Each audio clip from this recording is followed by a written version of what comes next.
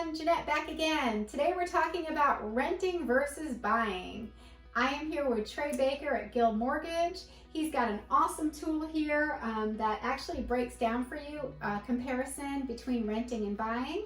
And today we're just going to share with you some insight because lots of people are looking at that right now with a magnifying glass to determine how they should proceed with their homeownership needs. So Trey, take it away and share with us a little bit more insight as to whether you should buy or rent right now. Sure, Jeanette. So basically the analysis we pulled together here is if somebody bought a $250,000 house, and I asked Jeanette, say, I can do the math on the mortgage payment, but Jet kind of give me an idea of what that type of home will rent for. And the assumption on that is, probably give or take a little bit about $1,700 a month. So I put together 3 different scenarios with different down payments and kind of shown what the monthly payment would be. And if 5% down, which is your least amount of money out of pocket, your monthly payment is only going to be about $100 to $150 a month than what your rent payment would be, okay? But when you look at just pure payments, you also have to think about when you have a mortgage payment, you actually are paying down principal. So, the net effect is actually you're paying less per month, because in reality, a rent payment is 100% interest. You're paying 100% interest rate when you're renting. On the mortgage, at least some of that payment goes towards paying down the principal. So it's kind of neat kind of looking at the math, and when you kind of take into account the principal payments you make each month, you're actually paying less on a monthly basis. So what I like about this tool is it kind of shows you what your net worth will look like down the road, okay? So, over time, your rent's going to increase. Made the assumption in this case that your rent's going to go up about 3% per year. And then your home is also going to appreciate. And then made the same assumption, 3% per year.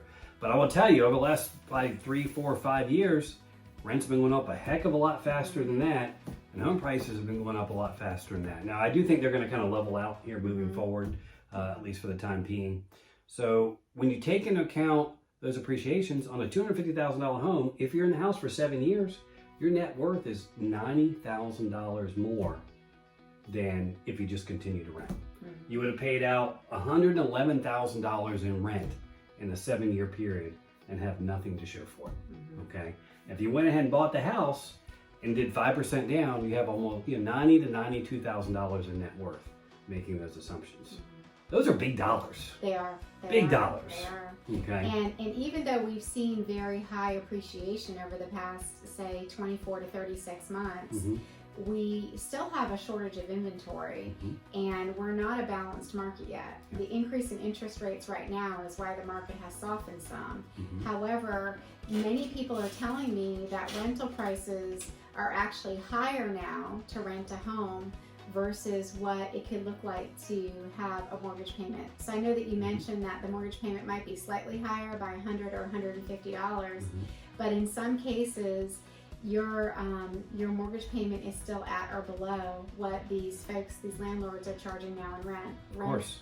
I saw an article a few months ago. It said the average 1-bedroom, 1-bath apartment in Columbia is averaging $1,500 a month for a 1-bedroom, 1-bath apartment. Right. So I think the $1,700 a month is a pretty conservative number when it comes to rental. And these numbers don't take into account if mortgage rates come down in a couple of years, like all the forecasts are saying now.